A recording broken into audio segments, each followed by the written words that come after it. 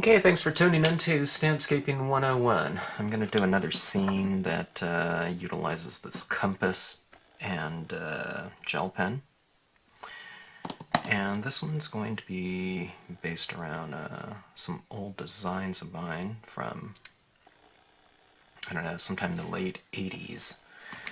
And it's a Greco Roman set, and these aren't available individually, but they're on the sheet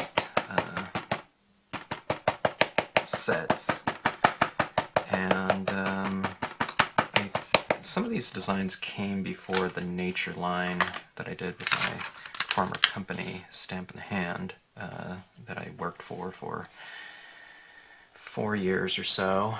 And we developed a set of Greco-Roman kind of architectural stamps that fit together, just like the nature scenes. They fit together, but they don't go together exactly the same as the nature line. The nature line's, something where you want a lot of overlapping to occur to blend the different imagery in together, but when you get these kind of geometric shapes like this, you don't want too much overlapping because you'll be able to see it. So a lot of this stuff was kind of matching up, somewhat carefully the images with each other, but you can build different structures out of them and whatnot. I'm going to try and... Now this isn't going to fit exactly, this is going back in perspective, but I was able to...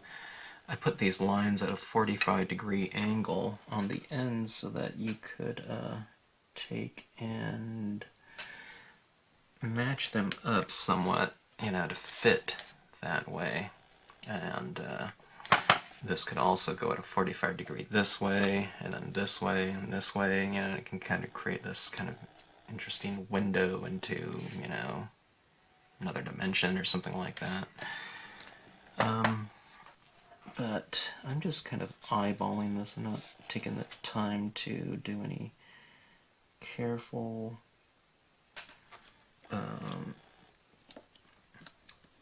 alignment tools, stamp positioners, and whatnot. Don't really feel like doing that, and don't really feel like I need to do that either. In terms of careful positioning, it would probably help, but not so much so that I feel like you need to do that. Anyways, this is on one of the old mounts from a Stamp in the Hand, and it would probably be easier to do it unmounted because I could be able to see it through the acrylic block. But I don't know, keeping it on there for, I don't know, old time's sake. Alright, now this is the acrylic block with the tack and peel temporary mounting mounting material, sorry. And my material was super coated with dust at this point in time yesterday, so it was the first time that I kind of washed it off and really just ran it under the sink and really buffed out a lot of the dust that had built up on it. And this thing is super, super sticky again. I don't see that. I'll stick it right to my fingers and it won't come off. So anyways, it seems as good as advertised in terms of, when it loses its tack, you just rinse it under water and really kind of, clean it off and let it air dry. Very important. Don't take a towel or paper towel and get a bunch of dust all over it again. And I don't know, whatever it is, it's just a super sticky kind of material, but it doesn't leave any residue. It's not, adhesive or something like that on there, so. Okay, now I'm going to stamp out these columns on each side of the scene. I trimmed my rubber fairly close to the image for positioning's sake. Okay, there's one. And I'll see if I can get this other one positioned fairly straight. If it isn't, I'm not really worried about it too much. Okay, and I think that'll be about right. right.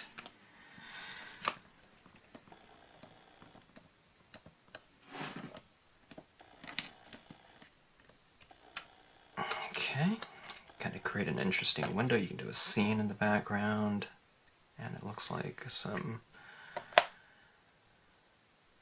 Grecian or Roman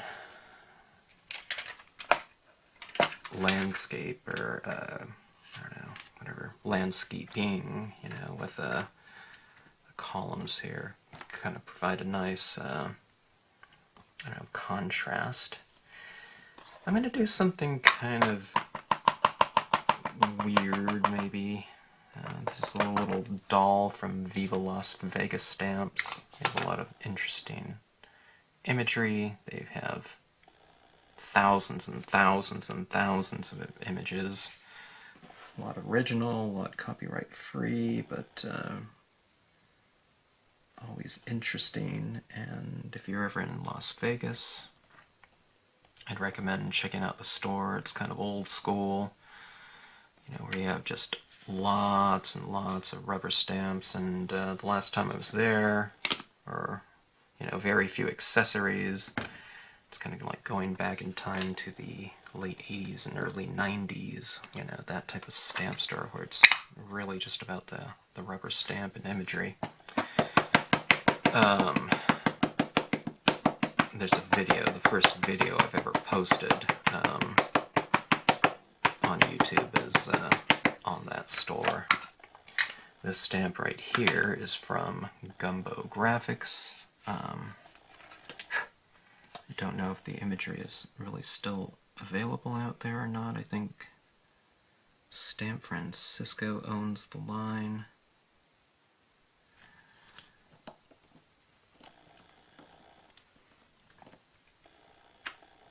Okay. Fun, probably copyright-free illustration because I've seen it out there from other companies. And, alright, this scene is going to be done in this golden, hopefully very kind of explosive, bright color scheme. This is one thing that I used to do in my classes. I would have people line up their pads, okay, and what they visually see is light to dark. Alright, no matter what color scheme they're working in. If they're going to do blues, light to dark, alright, and have them physically put it out there, because that always made the blending process so much easier. Okay, now, you know, here's a distress ink pad, you know, you can mix and match, you know, this, I don't know, tea dye, you can put it in here somewhere in the mix, okay, just roughly, okay, now if you can't tell which one goes before which, then it's not really going to matter which one goes before the other, okay, but you're just roughly lining them up, and that's going to be your color scheme. Then what I would have them do is whatever sky figures they were going to be doing. Alright, now this one's kind of a funky, you know, kind of different otherworldly looking landscape, so I stamped down black, alright, instead of a color scheme. So, but usually in my classes I had people pick out kind of a medium tone out of their color scheme, and that's what they would stamp their sky figures in. It's definitely not a rule, but just an easy way to kind of start people off in landscape stamping. You know, I wanted them to have a lot of options when they stamp their scenes, but I wanted to take some of the guesswork out of it, so I would just say, you know, start off with that. You know, these were people that were doing oftentimes their first scenic stamping. Okay. I'm going to go and add a perimeter of clouds, alright? I know I'm stamping it over my columns, but I'm not really worried about it too much because I know a lot of the area that I overstamp is going to be in shadow in the end anyway. Okay, now let's mask off some of this though. This is a very straight line. I'm going to just mask it off like so. And let's cover up this little doll a little bit. This is just a ripped paper towel here. Okay. And let's see here. Let's mask off this side of this column. Kind of undermask a little bit, so you don't get this big white, space in between there. I think we call it haloing. And just avoid it as much as possible. If it happens, it happens. Okay. A little bit of haloing around the figure. Not really worried about that again. Okay. And let's come on this side. Come with some more clouds like so. And let's go for one more impression, kind of in this little space in here.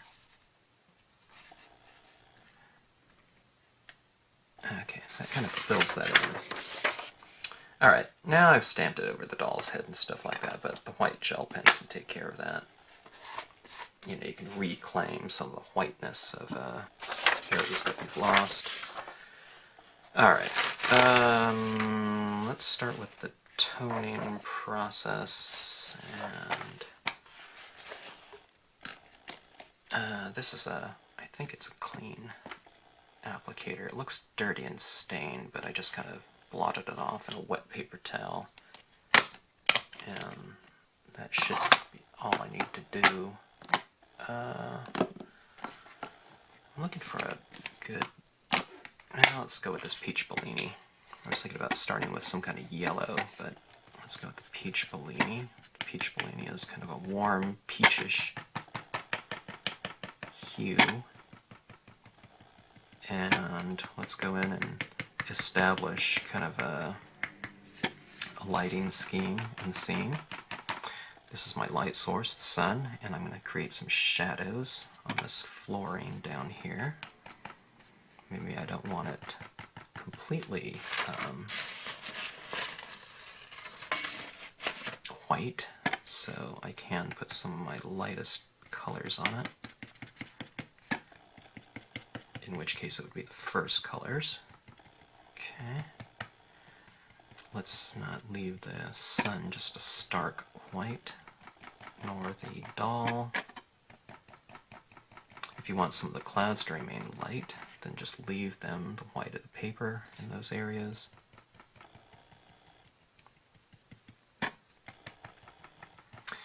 And I'll show you a simple way to create an effective kind of lighting scheme for this. Alright? Light is coming from here. Again, shadows at the base of the columns, and actually on this scene, the kind of the lines for a shadow are kind of already there. That was the Peach Bellini. Let's go into the pale orange, the next color. It's just a little bit darker. Okay, but here's what I'm doing. I'm kind of going like this. I'm kind of creating a line that goes right to that sun. So we'll have some light coming through this way. Okay, we'll start to do a little bit of masking and some colors to come, values. That's enough of that one. See how easy it is? I mean, I just reach for my next pad, and I've already kind of established or picked out my light to dark color scheme. So I just go with the one that's next in line.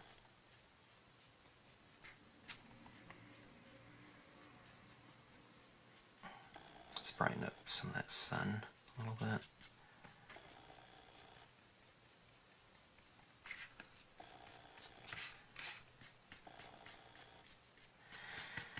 Okay, let's get a little bit more tone under that floor.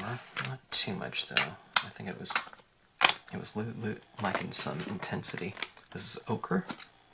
This previous one was brilliant yellow, the number 43. Okay, see how bright it's starting to get, rich. Ochre. Remember, there's a lot of brilliant yellow still in here, so we're not getting the full version of ochre. But that's fine, because it makes it easier to blend if you have some of the previous color still within the applicator. You don't need to clean your applicator in between colors, because you're just going incrementally a little bit darker in the same family of colors. Naturally, if I switch to a green or something like that, I'm going to go with a clean tip or clean this side off. Okay, orange. If you know just the very basic things about color, and let's say you didn't have an orange, or you had only a very light orange or a very dark orange, and you couldn't really fit it into this color scheme at this point in time, something like a pink would be just fine. Here's the pink. Pink, where it overlaps orange, or yellows, will have an orangish hue, right? Because pink is like a version of red, and red and yellow make orange. Okay, so you can mix your colors. Okay, creating those shadows, going to the base of the column. If the shadows are that color, make the column that color as well, at least at some of it. Now, if you notice, I'm keeping some of the inside areas of my column light. I want that column to be kind of turning in space visually, not physically turning like, you know, turnstile, but visually making it seem round, you know, round and three-dimensional. Okay,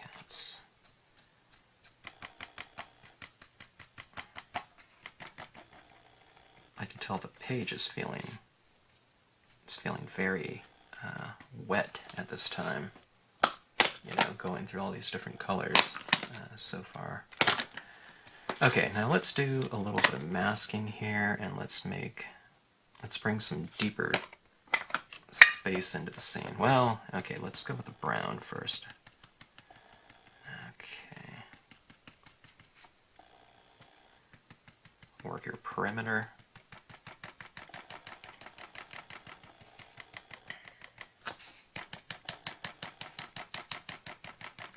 By darkening the perimeter, what we do is we're kind of containing the composition, and you're making the scene seem a little bit more like a world unto itself. Okay, now I'm going to mask off some of the column, and on the side of the column, away from the sun, light source, I'm going to darken that side of the column like so. Alright, okay. This is just using brown. Let me go up to what will be my next color, and that'll be the dark brown.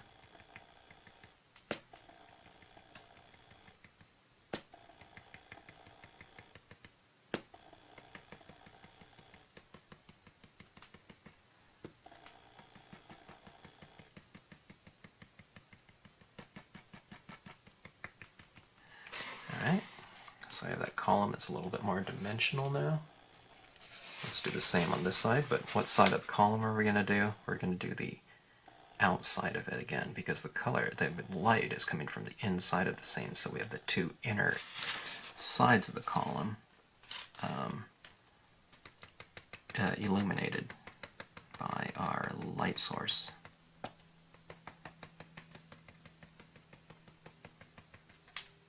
So just a kind of a real easy, very basic kind of way to approach, you know, lighting scheme.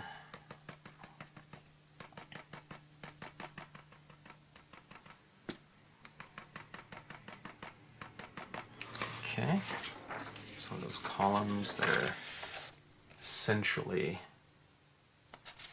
illuminated, central illumination, center weighted illumination maybe. Okay, same dark tone around on the perimeter.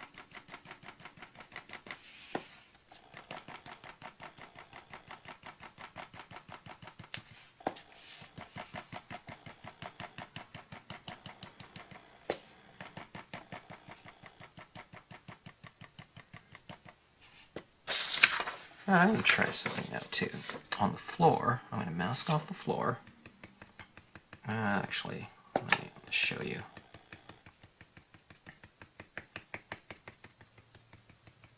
Okay, that floor, I want it to stand out a little bit more, like it's capturing some of that light. So let's do the same thing that we did on the columns. Let's do that in the background here. And I'll put this down on those clouds. I'll lay some color down on the clouds. And let's go with that was the brown. Now I'm going with the dark brown again. And creating a transition of value, light to dark. Okay. So let's put the light, darkest tone down here. I want to create some shadows with the created by the columns. We're saying that the columns are opaque, so that they're blocking some of the light. Okay, so see that floor stands out a little bit more. Almost stands out too much. So let's go in and create some stronger shadows and create a relationship between the columns and the floor. Okay, they're casting a shadow on them now.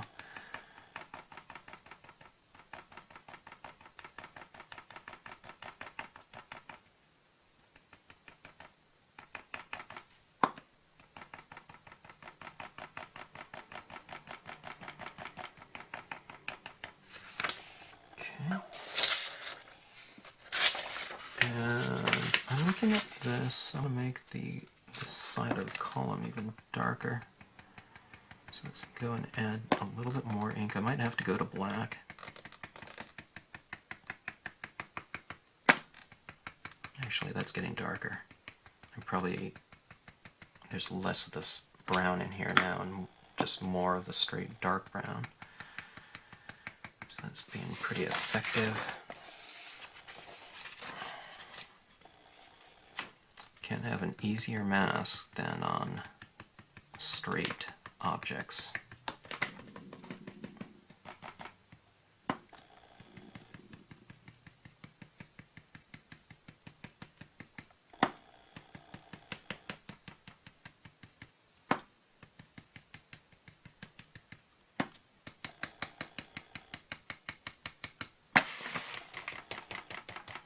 Darker perimeter.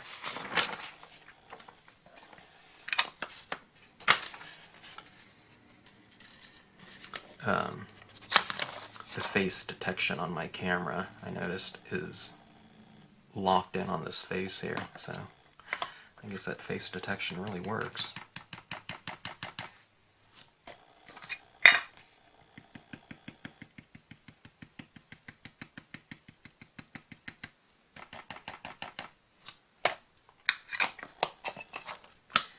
Alright, and let's give it a shot here.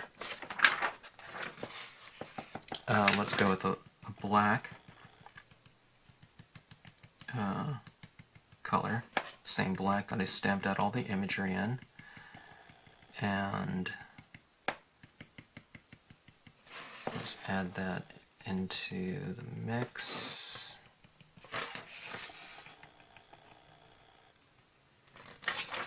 It's making it pretty dramatic.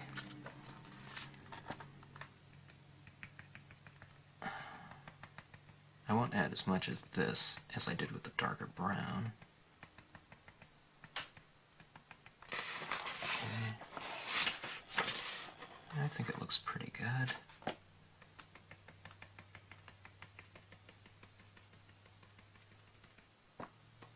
You can see on my blotter paper here, I'm mostly kind of stamping off the edge of the page, you know, so I'm just using a little bit of a tip here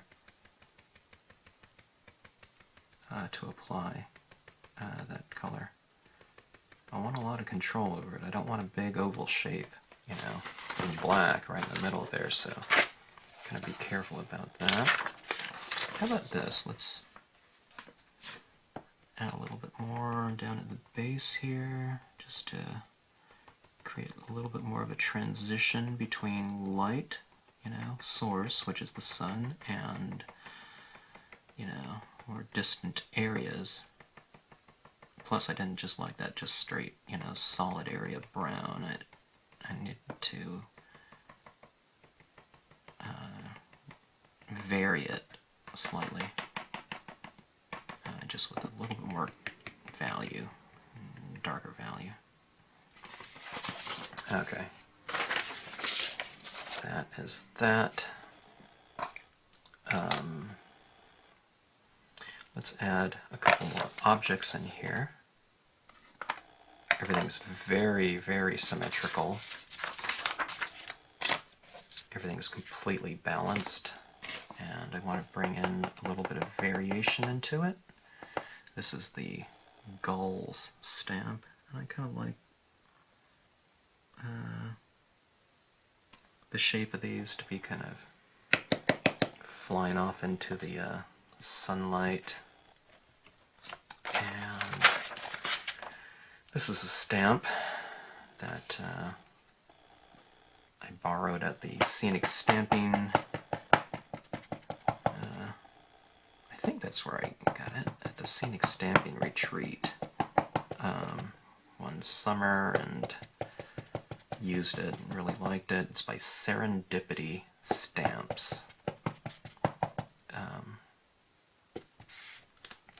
And I'm just going to put this in here to create a little bit of variation in the flooring. Let's say it's a house plant.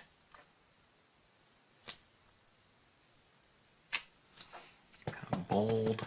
Maybe have another bit of it coming in from the side, perimeter, like that. And maybe do a couple impressions of it.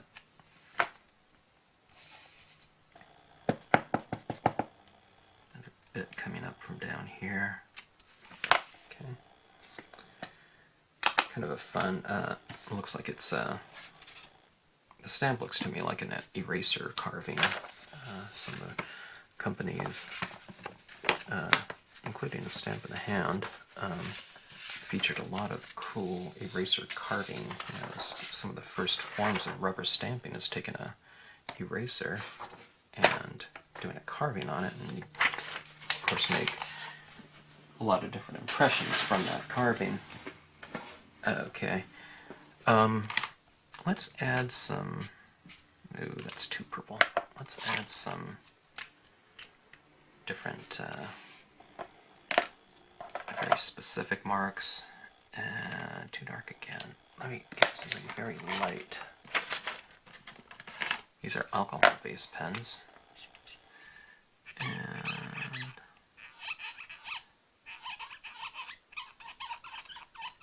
I thought I could go in. This is a little bit of a very pale blue. Add in a little bit of a different temperature to the scene. If I retain some of the white of the paper, then I can have a pure blue. If this blue overlaps yellow, it'll be a little bit more green. So I just want to create a little bit of variation, and these pens are perfect for that. Here's a little bit of purple.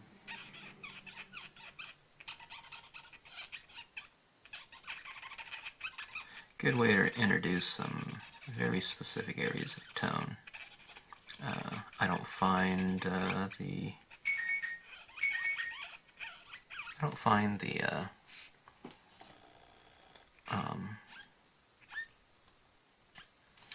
alcohol base smearing or mixing with the dye-based inks that I've laid down, at all. So, seems a pretty good way to add without,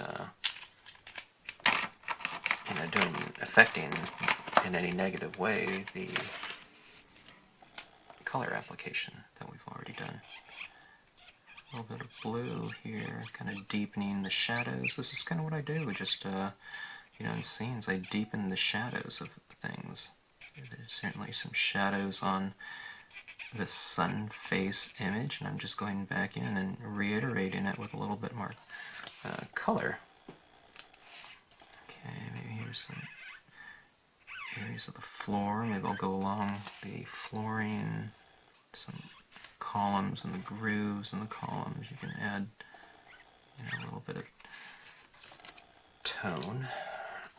Okay, it's the face right now. Can you see that color, and can you see a little bit of variation down here? It's kind of going in and adding some cool temperature, just in a very subtle way, in an otherwise warm, very warm toned scene. So you can kind of increase the temperature range, in a very subtle but very effective way. Okay, now in my last video I pulled out I'm getting this thing working here, getting this thing flowing, making sure it's flowing smoothly. This is a white gel pen, and this is a bow compass with a universal adapter on it. Bow compass has to have what they call a breakable leg. Normally the other pen or whatnot pencil holder would go here, and that comes right out, through this little screw. This thing pops right in there, and the universal adapter can take any pen or pencil or whatever that you have that will fit in there. So now we have a compass with a white gel pen. Okay.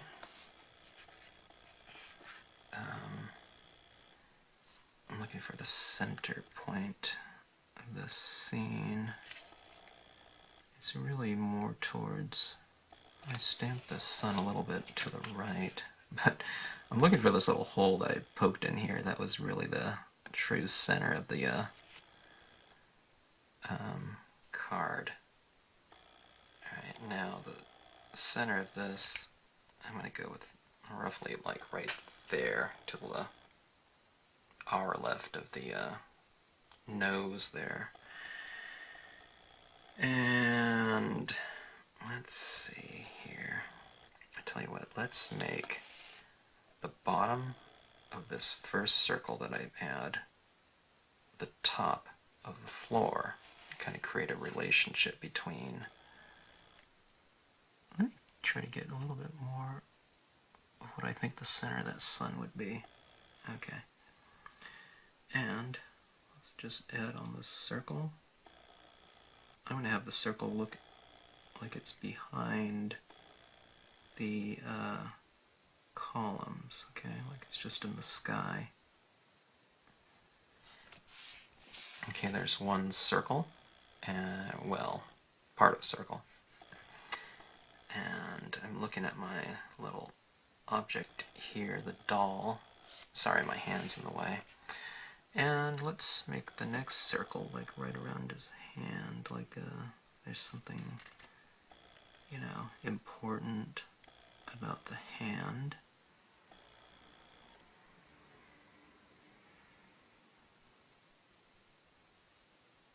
It's kind of just creating a visual relationship. between the objects and each other. Okay. And how about... Okay, he's got this other hand. All doll does. Why don't we do another circle from that hand?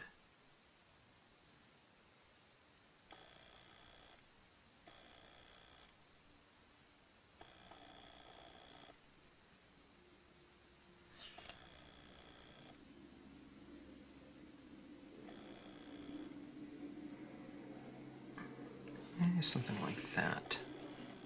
Kind of very graphic. I'll move my hand out of here. I want to get these. Let me see if I.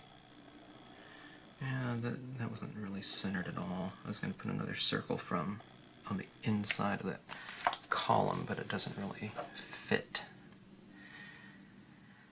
Okay, that is. Oh, I was looking for the cap I put on the back of that. That was the compass. And let's go, here I'll show you what that looks like now. Kind of creates another layer in there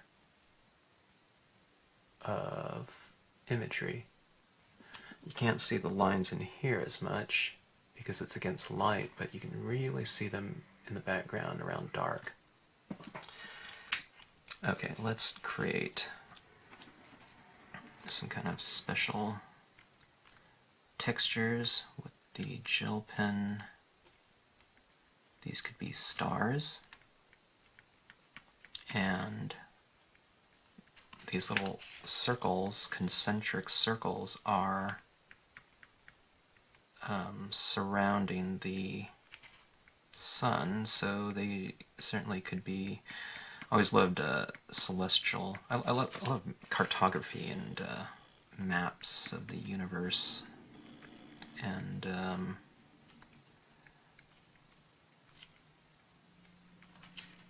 some of the things we can do here is we can create kind of an orbit. You know, these lines could be orbiting lines of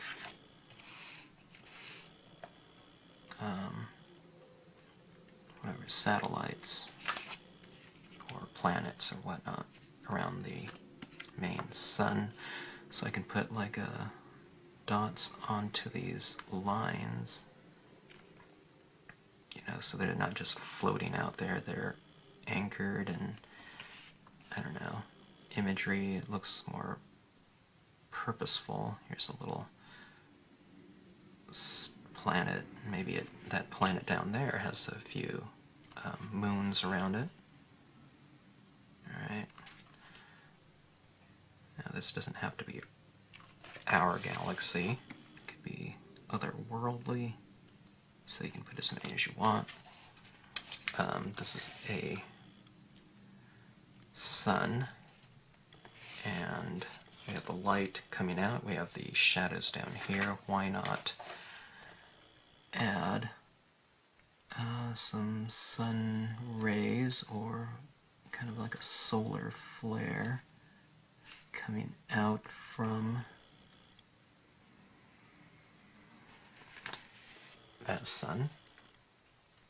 Go space it kind of a little bit more condensed, closer to the sun, like this, and then spread out the dots a little bit more. The dots, as they get closer to you, are larger, like that.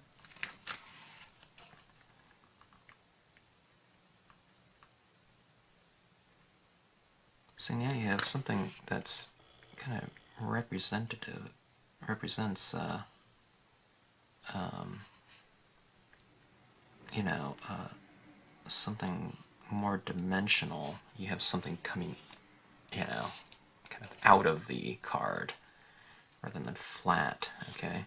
Having these things, these little flares coming out in front of the columns like that it sandwiches the column in imagery now. Instead of having the columns, those are the closest things to your eye, now you have it sandwiched in between these flares. So you've kind of embedded it, in a way, into the scene.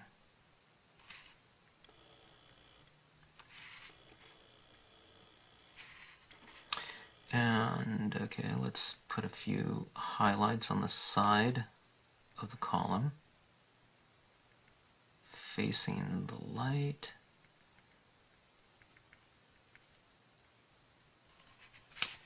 So we're reiterating the lighting scheme of the scene again.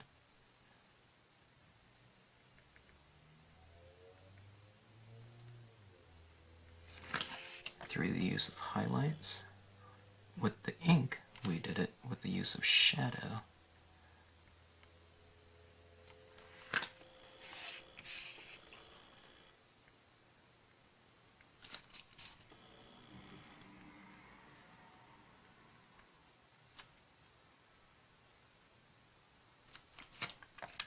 Why not do a little bit of lighting on the face as well. A little bit of dimensional.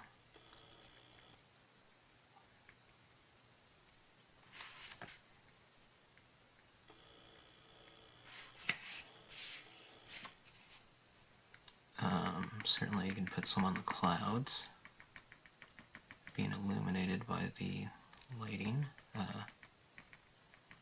light source.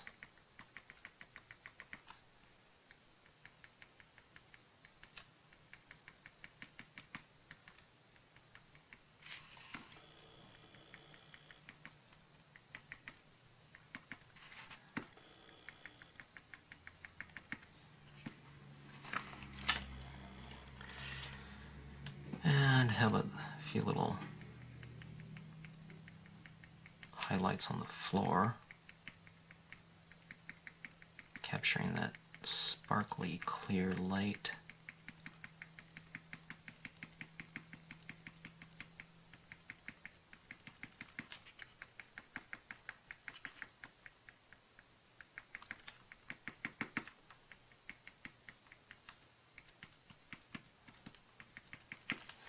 On these leaves, where they go into shadow, you can put a few little highlights on them, on the side of the leaf facing the light, to pull them out from the background a bit visually.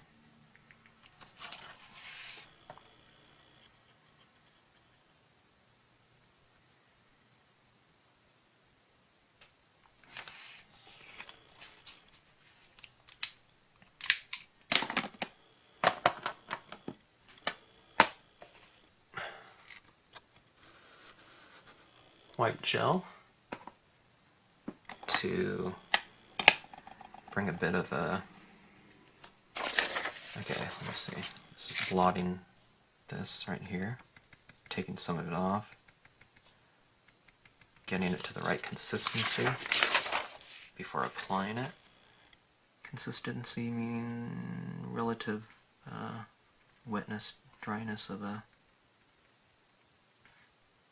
tip. I don't want it. I don't want it too wet. Otherwise, it's just too much of a blob on the scene. And this is a solar flare. I'm kind of diffusing some of those flares. Let's see if we can get in a little closer here.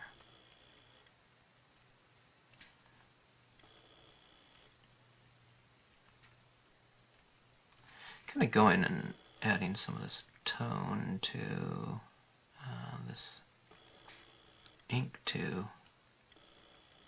you know, some of the larger dots that I drew.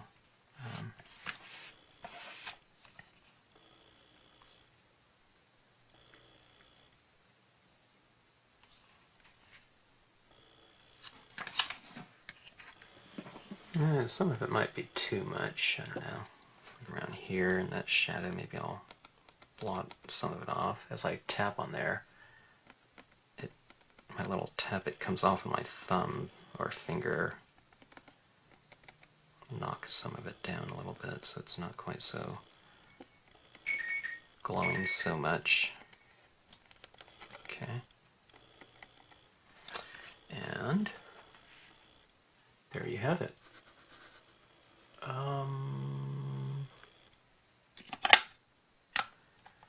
No idea of the title here yet. It's kind of a fun little, funky little scene. I really love these little cool images with those companies that are still around making them.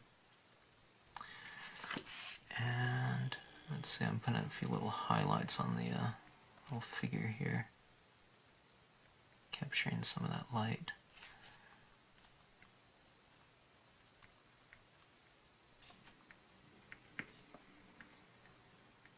Putting a few more little dots behind the column so that the column kind of stands out.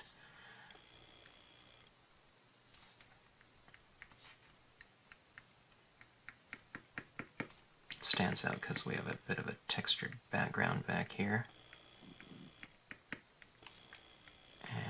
And there you have it. Fun with the compass, with white gel pen, and different architectural images. Kind of just eyeballed, putting them in there. And thanks for watching, and I hope you enjoyed the scene.